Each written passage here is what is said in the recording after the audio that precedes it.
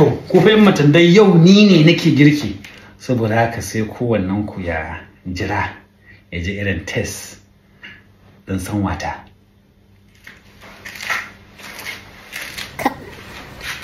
Yau za a yi ruwa da kankara. In dai kawo man sani na tabbata akwai makarkashiya. Abinci yayi. Wato, ku ga naku, ni ga nawa. Kai, na manta ban ɗauko lemo ba, ina zuwa.